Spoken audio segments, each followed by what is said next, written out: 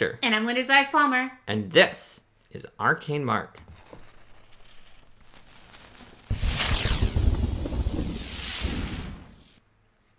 Hello, everyone. Hello, everybody, and welcome to Arcane Mark. Today, we're going to be talking about choosing and getting into a new RPG. That's right. This is a topic that was asked for by our viewers on this channel.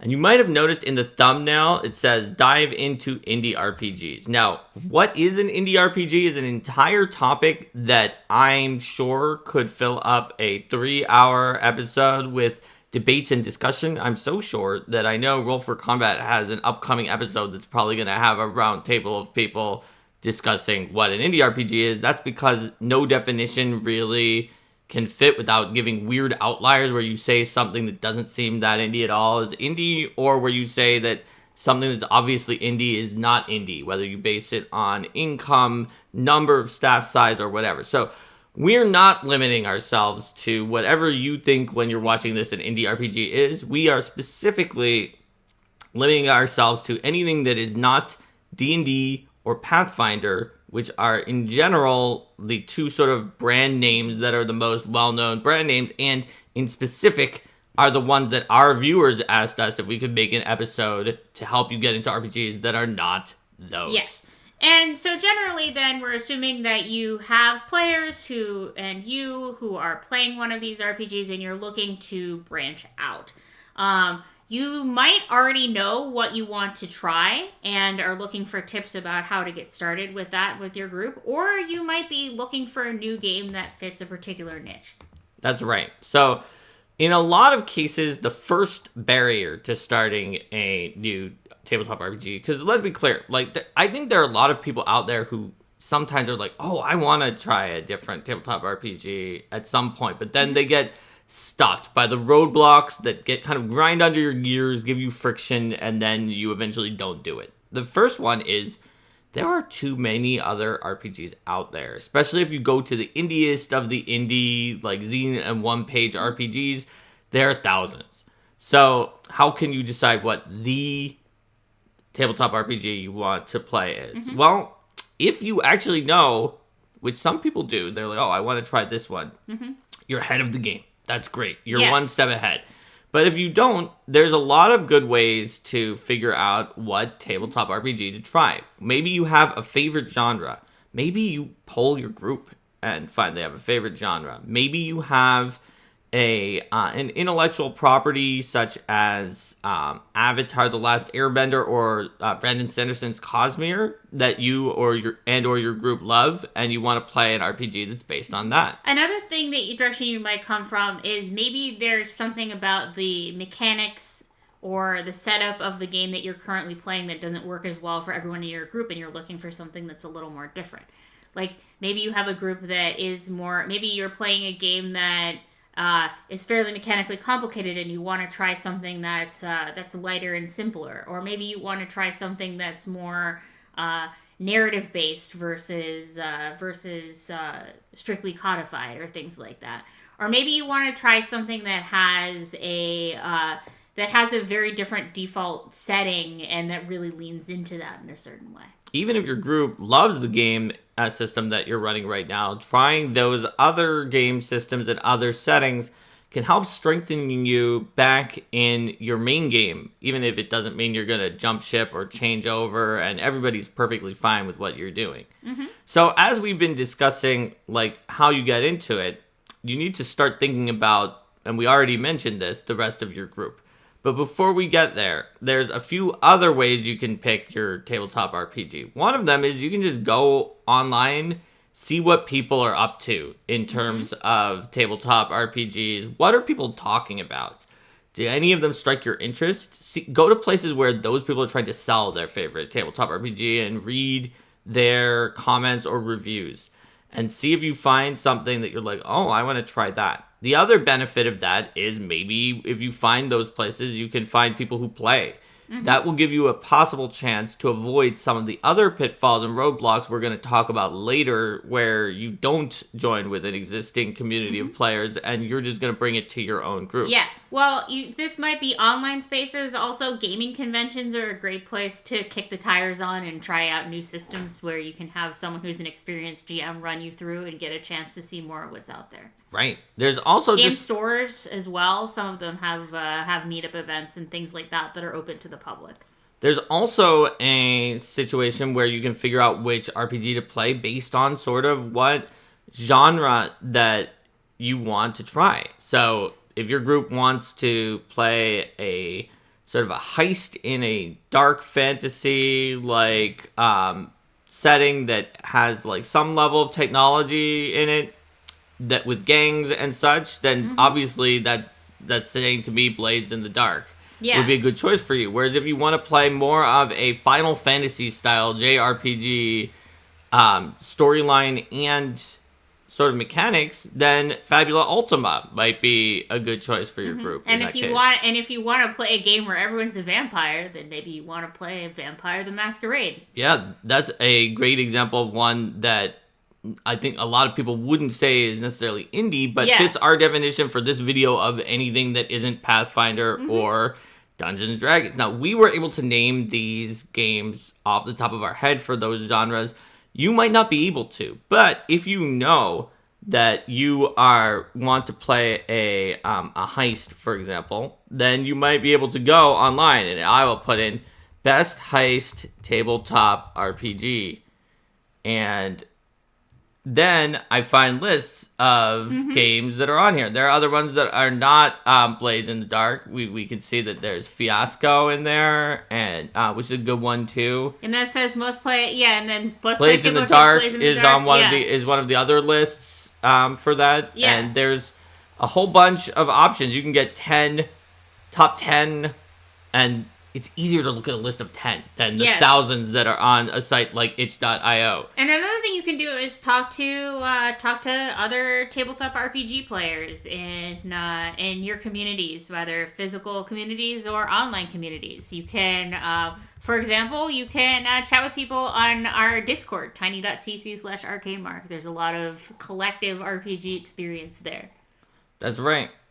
And so, like, if you look up for a tabletop RPG based off of the Final Fantasy vibe, you'll probably actually get the Final Fantasy tabletop RPG that they put out, which, that's fine. You don't have to try Fabula Ultima. You might not be able to even hit Fabula Ultima because Final Fantasy has a tabletop RPG, but if you go into, like, sort of... For JRPGs, then that will hit Fabula Ultima, I'm almost sure. Let's see if it does.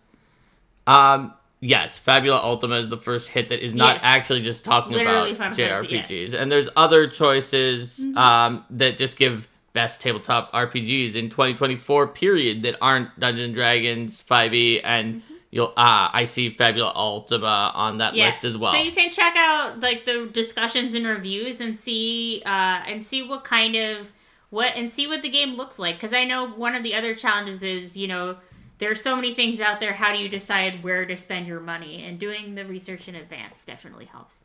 That's right.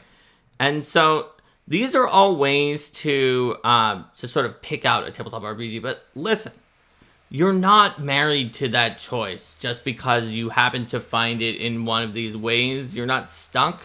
And you don't have to get lost among thousands of options like I tend to do if I have thousands of options. Look, I'm in the same boat as all of you. You could just be like, okay, I'm just going to look at this one for now. It caught my eye for any reason. There's no shame if it's literally just the cover art was cool. Yeah, exactly. And then when you read it, even if you don't wind up playing it, it could still inspire you in different ways to say, okay, wow, this is really cool. This makes me think of a plot line from my other game, or this makes me think of a different way that I could approach something in my own game. Right. So, Linda just got to a very good point by saying when you read it. This is an assumption that is probably going to be true, but it might not be true, and that we should explore. Which is, now you've found the tabletop RPG. Let's say you have your own group. You're the person who's watching this, or the archetypical person who asked for this episode. You have your own group. You're playing D&D or Pathfinder or both with that group. And you now have found this new tabletop RPG that you want to play. should you be the person who is reading the new tabletop RPG first? So the answer to that question is usually going to be yes, because you're the one who got really interested in it and wanted to play it. But it might not be, depending on your group's dynamic. You're probably also then the person who's most likely to buy it and therefore to read through it and things like that. And therefore to run it. Yes. But depending on your group's dynamic, that might not be true. You might not be the rulesiest person in your group, or you might be someone who just knows you can't GM, but you can be a major cheerleader for this game, and you want to try to get someone else to GM it, or to help explain the rules better. And that's okay. You don't have to be the number one rules person of your group in order to try to bring in another tabletop RPG. But if you're not, you really need to be able to build consensus among your group. You need to be able to get some of the other people in your group excited, and especially you need to get your rules person excited. You need to get your potential GM excited. And we'll get into a whole section later where if you're already the person who can do all these things, but then the problem is your enthusiasm. In this case, you're going to hope that you can get some enthusiasm, but you can't be the person who is able to run it or to understand the rules as well. And also, if you're the person who's advocating for it, it can be convenient for you to look for ways to lower the roadblocks for other people to get involved. Like, for example, does that game have some free online resources that people can use? Or you could buy it. You could buy it for the GM. You could buy it for them. You can, does the game have like other systems and things that go along well with it that are easy to access that are going to help people? Like, does the game have a character builder? Does the game have, form fillable character sheets that everyone can download? Things that'll make it easier for people to jump in and reduce a little bit of that friction. Absolutely. And so basically you want to make sure you have a really good pitch for this potential GM rules person who's going to go into it. So what I would say is that even if the group doesn't want to switch over to this for the long term, maybe just do a one-shot, try out the new game, you can tell your GM that professional game designers said, and this is true, it's not just Linda and myself, there are others who've said this too, that playing multiple different tabletop RPGs can give you powerful skills that you can bring back to your favorite tabletop RPG that will make you an even better GM in that other tabletop RPG. And I want to go back to one of the things that you said there about one-shots. It's definitely useful when you're starting something brand new to consider how you can set up a compelling story that doesn't mandate a giant arc. Whether that's one session or it's, a handful of sessions so that you can, so maybe then you as the GM or, there's another GM are setting up an arc where you can reach like a satisfying conclusion in this thing, and then you could continue the game on for a longer period of time and expand it into a broader campaign. That way people don't feel like, by virtue of playing this game, we're committing to starting another giant campaign. That's right. So with the GM, you could try to convince them on the grounds that it can help build up their GM skills. You can try to get them excited about the theme, especially if you picked one that your potential GM, that they love, and you tell them, I'll be helping you out, I'll do these things. For your rules guru, I think that what you probably want to do is talk to them and just admit the truth. I mean, in a way that, some people might say that it is buttering them up, but I'm saying you knew that this person was your best rules person, so you're just telling the truth. And you'd be like, look, of everyone in the group, you are always the best one at understanding rules, especially new or unusual rules. I need your help because I found this cool game that I think that we could potentially try. But whether we try it or not, the only one who's going to be able to understand all of it and like really be able to analyze what's going on here is you. And if I got this book and gave it to you or lent it to you, could you read it and help explain some of the things to me that you find cool or interesting or even tricky that are in these rules? And so basically just tell them the truth and enlist them as someone to look at the rules, whether you're going to play it or not, if you need to have a rules person look at it. And Garland's talking about being that person who's good at distilling rules into easy to understand and digest bits. That's another thing to consider, too, is that, for people who aren't the rules person, say, being like, going up to them being like, here's a giant rule book, read it. Like, that's going to create a lot of friction. Whereas if you can, you know, either you as the rules person or the person who is introducing things and is the rules person can distill things down into some smaller chunks of how to get started. You know, a lot of RPGs will have some kind of get started here, this is how you begin type thing. But, you know, there's a variety of, shall we say, organizational qualities across tabletop RPGs, and some of them set themselves up in a way that's easier to get into than others. So another thing that I would definitely recommend when you're starting with a new RPG is try to keep things relatively simple and on theme. So, you know, if you play a lower level adventure, you know, probably first or whatever that kind of default. It might not even have levels. Maybe it doesn't have levels, but it's an indie RPG, maybe. Yeah, but you know, don't necessarily start with a lot of extra power boosts. Start where they kind of expect you to start, and then if the game is like, this is a game that focuses around the experience of heist, so this is a game that focuses around the experience of doing these kinds of things, you know, being like a JRPG hero or whatever, instead of being like, I'm going to take those expectations and I'm going to subvert them. You know, we're going to play Blades of the Dark, but we're just running a coffee shop in Duskfall that is not illegal. It's just a friendly, cozy coffee shop where people come at the end of the day to complain about how corrupt Duskfall is. Because the more the game that you Don't play do that. Don't do that. is archetypical of that game system, the more you're going to get a chance to try out that game system as it is. I'd also recommend, you know, unless you're like a Mark-style game designer person, you know, play the game as it's written first. At least give it a try before like tinkering around in the guts. Right.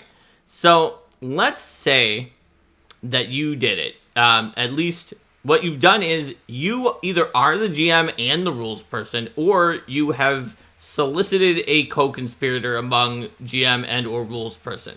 I'm going to assume you are them because that puts you in the worst case scenario for the next step, because if you've actually found one or two other people who have gotten on board with you for the new RPG, you're already a good percentage of the way to getting the group to do a one-shot in that RPG, even if one or two people might grumble a little bit about it. But whereas if you are the person who's like, look, I've got this RPG, I've read it, I know the rules, I will run it. This is still a situation where, depending on your group, that could be enough. Like, for some groups, they'll be like, oh, okay, whatever. We're glad anybody will run something that, and if you normally have another GM, that would be like, great, I can take a break, finally. Yeah. Or if you are the GM, they'll be like, well, you're the GM, and you're the only one who's going to run something. So if you say it's this RPG, then we say we'll come. That's a good situation for you. But some situations, your group is like, what? Not D&D and or Pathfinder? Forget about it. I also want to quickly point out something that Garland was saying in chat. That's a recommendation to start running a new game with a published adventure if there is one. Yes, that can be very helpful, especially if the games designer is very specific with the published adventure to make sure it's something that fits in the rules.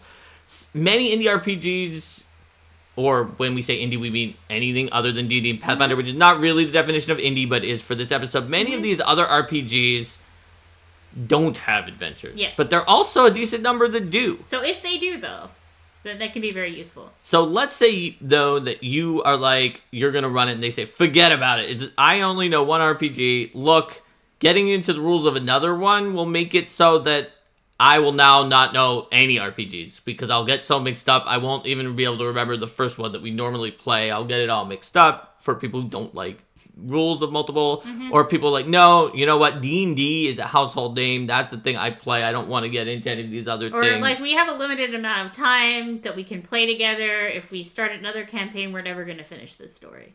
Yes. Even if it's a one-shot, it's going to throw us off our game. Or, you know what? You tell such a good story in our usual D&D or Pathfinder game. I need to know whether Lord Evilsworth is going to succeed at his mustache twirling competition. His plan to build orphanages in the city, or whether he'll be stopped by the wicked Lord Goodworthy. Or whatever. Said, see, you subverted it. Lord Evilsworth was actually a good guy. Yes. But the main point is you might have a problem where nobody in your group actually wants to play it.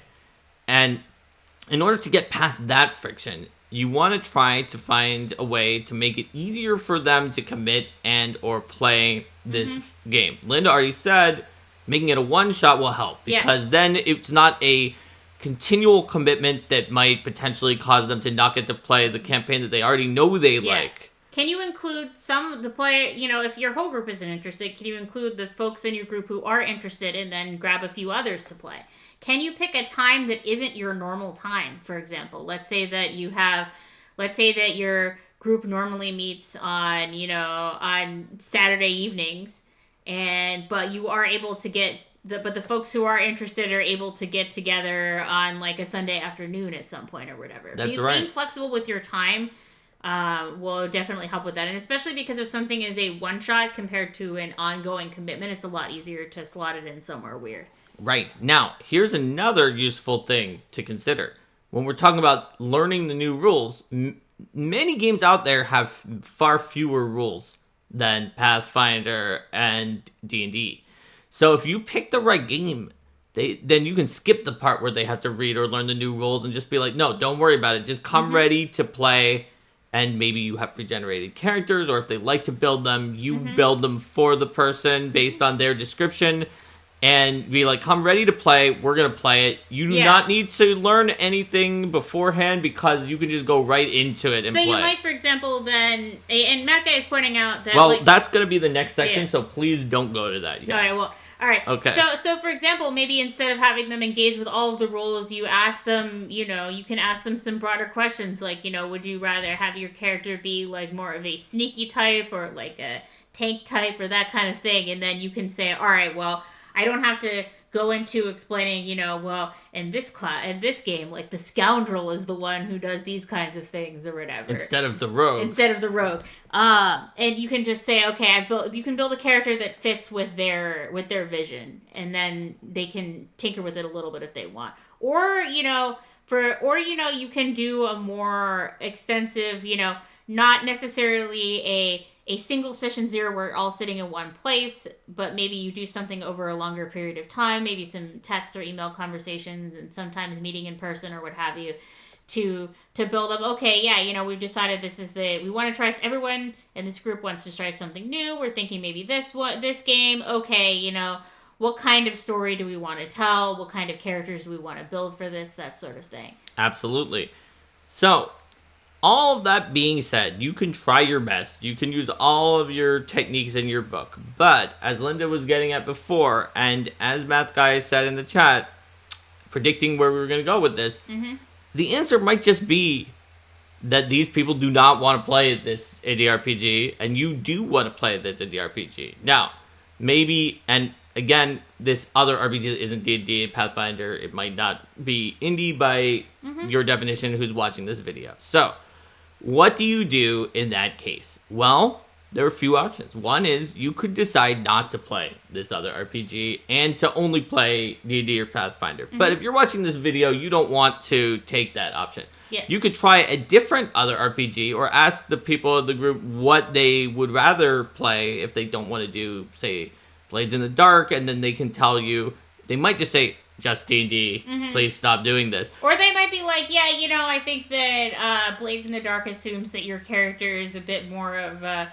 criminal type, and I'm really only interested in playing a game where my character is more of like a shiny hero. So then you're like, all right, well. They might give you a real answer that can help you decide but they might just be like, no, you know what? I want to play D&D, thank you. And if you get that answer, then you might want to find another group. Part of what we said earlier is trying to connect with communities who already play this group.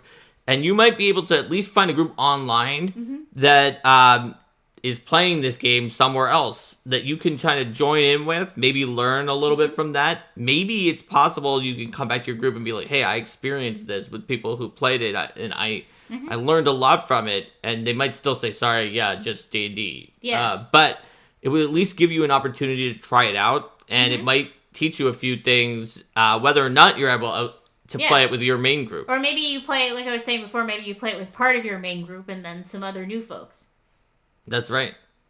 So you might decide that yeah. you want to keep playing with these people you found online from the other games community. And then, maybe eventually one of those folks from your other group decides that they want to play, D&D or Pathfinder, or whatever the game you were playing with your first group, and then you merge them together. But, also one of the things about games is that different games work better for different people. Like, for example, we learned that there are certain players in our group that we play Pathfinder with who are incredible Pathfinder players, but who don't necessarily do as well with some of the more like freeform narrative games because they're looking to like optimize what their path and what their turn is, and that's not as much what those games are looking to have you do. And it's like, okay, yeah, actually, where they were the worst at wasn't the freeform narrative games, but it was actually the kind of intermediary games. Like the Fate stuff, yeah. Fate is not as freeform as some freeform where you just do whatever you want. But in Fate, there were specific mechanical levers they could pull.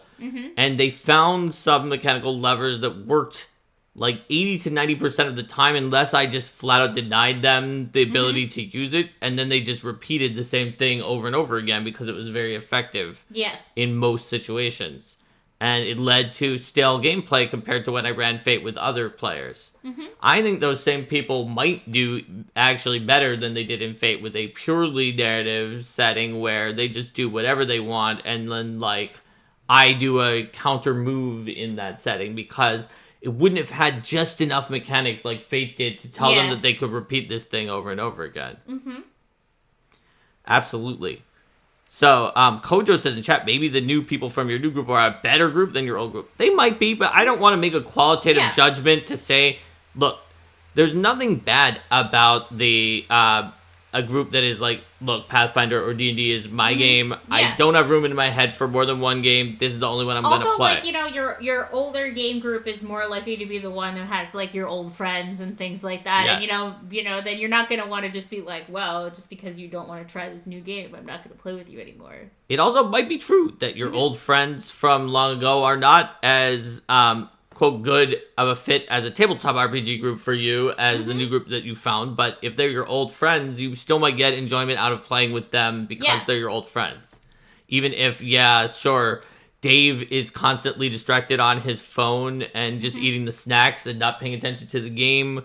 Whereas, like, I don't know, like all the different people are doing their own thing that they built up over the years that might make them not ideal tabletop RPG players, but they're still your close friends.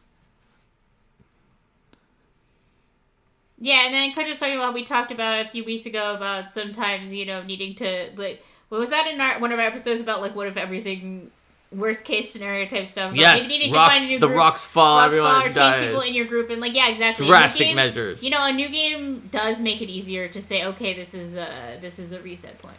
So it sort of makes it easier to find new people, but actually it doesn't, because it's actually much easier to find new people if you're gonna find them in D&D or Pathfinder, but to a lesser extent, and that's just because there's like a million people who want to play D&D. So if you just go somewhere and are like, I'm running a D&D game, there's tons of people who want to play and very few want to run, so you'll immediately get a bunch of people, whereas you will have to go looking for the new game. But it at least gives a break point, and it gives a sort of, at that point, somewhat like friendship not harming free way of doing it. Because if you're just like, if you go up to your friends and are like, okay, I tried to get you to play this game, you don't want to, that's fine. We'll keep playing the one we're playing together, but I'm going to find new people to play this game that you kept saying you'll never play. They'll be like, yeah, cool, we don't want to play this game. You go do that. Whereas if you're like, I'm getting sick of all of you, I'm going to keep running D&D, but not for you,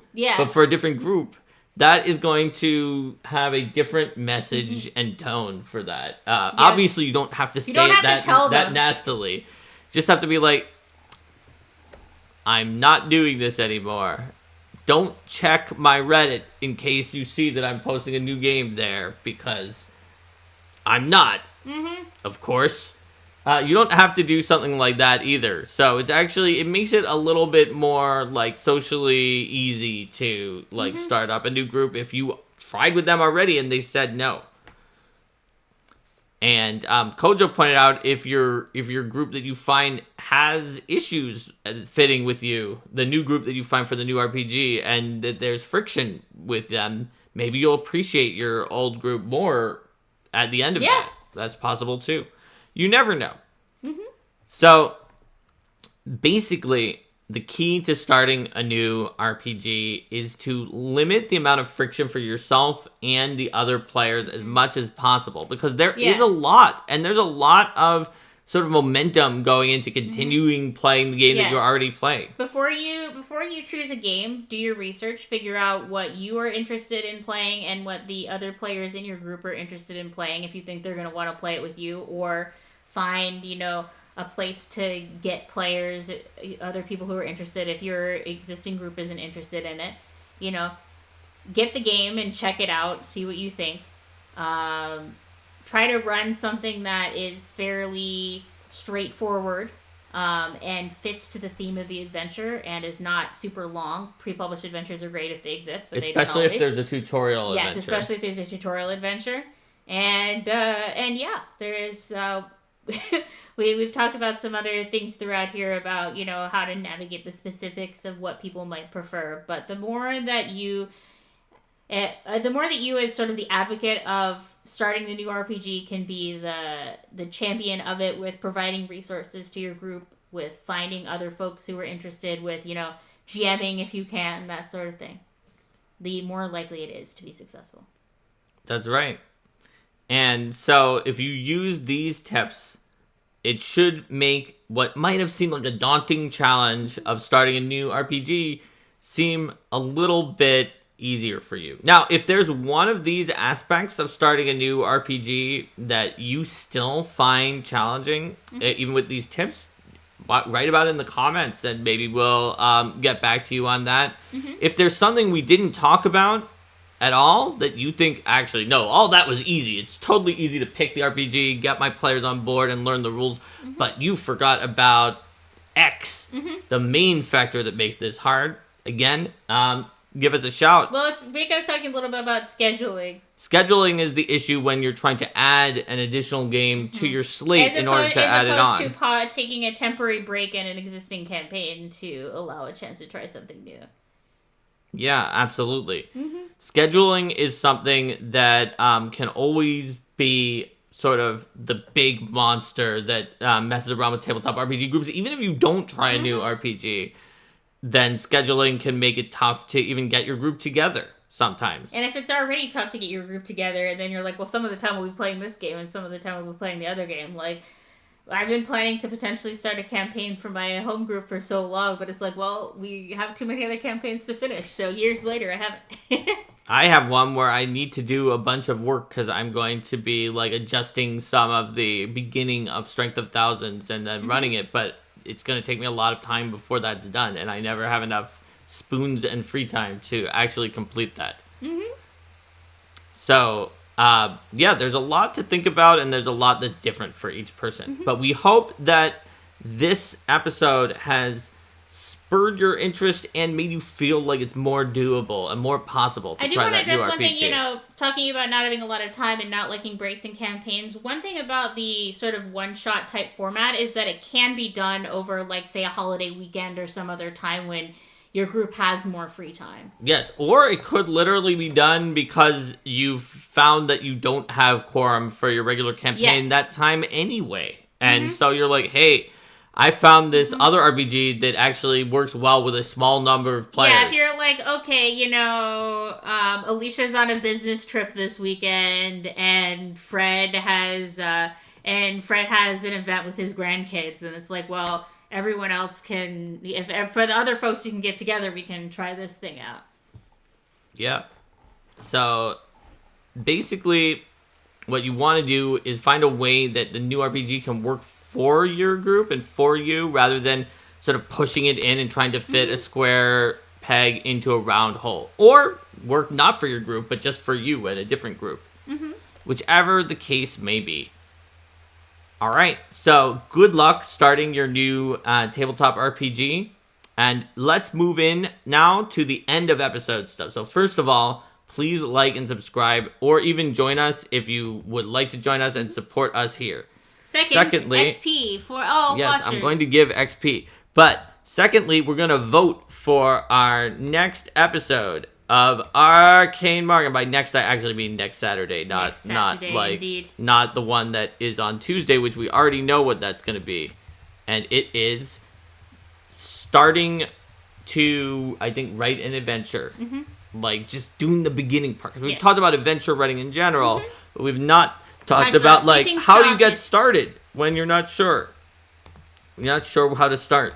So getting started is going to be our next Tuesday episode in a couple of days, where a couple of days is actually 3, not 2. Now vote for Build a Monster Workshop, Ask Arcade Mark Save My Game Q&A, GM Tools in Media Race, which is, from the middle it begins. Kind of like a story where it begins and it's not at the beginning, but in the midst of something. The adventure starts and you're under attack, and then you figure out why you were where you were. That's right. Arcade Mark Plays, where we play some kind of game over here, and Other, where you come up with something. All right, so it looks like we have In Media Race is ahead. With 3 votes. 3 votes for 3. It's going to be hard to beat. But this episode of Arcade Mark has had, by far the most frenetically up, down, up, down, up, down, Number up, down. of watchers according to the tracker. It's either a ton of people are coming in for a short time and being like, wait, no. Or, 1 or 2 of you are just going in and out, constantly. Or YouTube is just confused. Either way. Any of those. No, I think 3's going to have it there. We just got a 4th vote. We just got a 4th one. Oh, there's a vote for Build a Monster Workshop. Though. And if Augusto comes back, has been voting for one for a long time to get a Chupacabra. But I think 3 has had it anyway. But even if we assume a Phantom Augusto in here, then 3 would still have it. All right, so there we have it. So we're going to do In Media Race as our next Saturday's episode. Everyone, have a good weekend. Take care and stay safe. We will see you later.